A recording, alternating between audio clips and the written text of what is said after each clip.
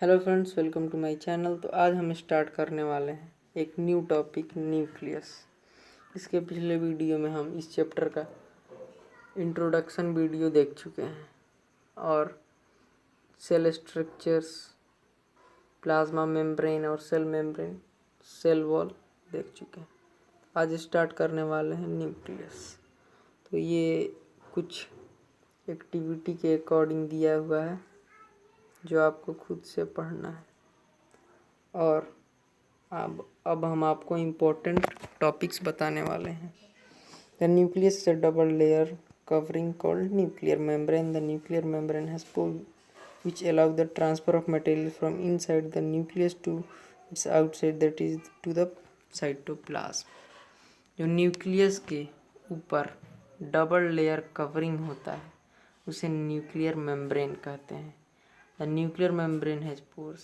Nuclear membrane में tiny tiny pores होती हैं जो साइटोप्लाज्म से कुछ मटेरियल्स अपने अंदर लेती हैं और न्यूक्लियस से कुछ मटेरियल साइटोप्लाज्म तक ट्रांसपोर्ट करती है। The nucleus contains chromosomes which are visible as rod shape structure only when the cell is about to divide.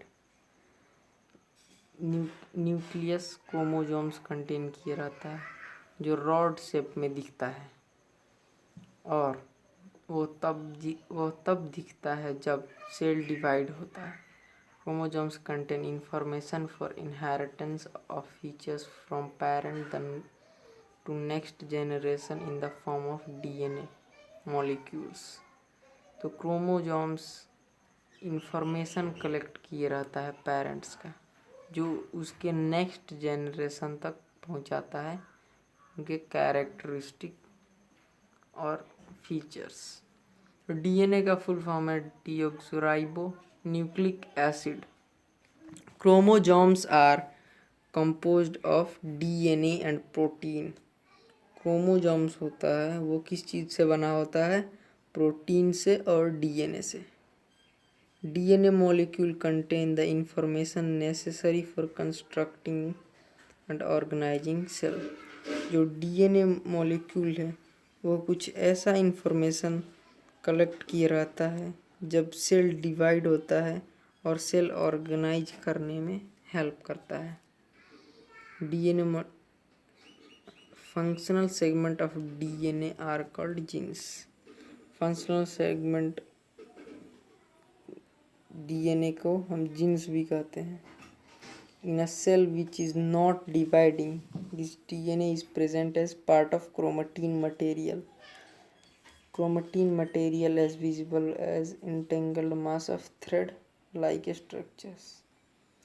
जब सेल डिवाइड नहीं हुआ होता है तब क्रोमोजोम्स एक क्रोमेटिन मटेरियल के फॉर्म में होता है जो इंटेंगल्ड मास होता है, उलझा हुआ द्रव्य होता है। थ्रेड, जैसे कि थ्रेड, आप लोग उलझा हुआ थ्रेड देखे होंगे, वो उलझा हुआ होता है, वैसे ही होता है chromatin material. Whenever the cell is about to divide, the chromatin material gets organized in chromosomes. जब कभी सेल डिवाइड होने लगता है तब क्रोमेटिन मटेरियल कन्वर्ट हो जाता है क्रोमोजोम्स में। The nucleus play a central role in cellular reproduction, the process by which a single cell divide and form two new cells. तो न्यूक्लियस सेंट्रल रोल प्ले करता है जब सेल डिवाइड होता है तो वो न्यूक्लियस के चलते होता है सेल डिवाइड और अपने जैसा दो न्यू सेल बनाता है। It also play a crucial part along with the environmental in determining the way cell will develop, what from it will exhibit at maturity by directing chemical activity of the cell. तो जो cell होता है वो crucial मतलब बहुत महत्वपूर्ण part है cell में न्यूक्लियस बहुत महत्वपूर्ण पार्ट है सेल ऑर्गेनेलिज में। और सेल डिवीजन होता है, डेवलप होता है, वो सब न्यूक्लियस के चलते होता है। और केमिकल और मैच्योर हो जाता है तब केमिकल एक्टिविटी से और आगे प्रोसेस होता है। In some organisms like bacteria and nuclear region of the cell may be poorly defined due to absence of nuclear membrane, such as undefined nuclear region containing only nucleic acid is called a nucleoid। तो कुछ organism जैसे bacteria, इसमें nuclear region means nuclear membrane होता ही नहीं है। तो आपने सोचा होगा उसमें न्यूक्लियस कैसे होगा, उसमें का क्रोमेटिन मटेरियल कैसे होगा। उसमें ये सब नहीं होता है, क्रोमेटिन मटेरियल या न्यूक्लियस नहीं होता है। उसमें एक इंटेंगल्ड मास मतलब उलझा हुआ द्रव्य थ्रेड के जैसा, धागे के जैसा होता है, जो न्यूक्लिक एसिड कंटेन किए रहता है, उसे हम न्यूक्लियोइड कहते हैं। Such organism which cell lack a nuclear membrane called prokaryotes. तो वैसे ही ऑर्गेनिजम्स को जिसमें न्यूक्लियर रीजन डिफाइंड नहीं होता है उसे हम प्रोकैरियोट्स कहते हैं। प्रो मीन्स प्रीमिट और primary, karyote mean karyon nucleus. Pro means पुराना, nucleus. Organism with cell having a nuclear membrane are called eukaryotes. और जिस सेल में न्यूक्लियर मेम्ब्रेन डिफाइंड है, न्यूक्लियस है, न्यूक्लियर मेम्ब्रेन है, उसे यूकैरियोट कहते हैं, जैसे animals, plants etcetera. Prokaryotic cells also lack most of the other cytoplasmic organelles. और प्रोकैरियोटिक सेल में और सारे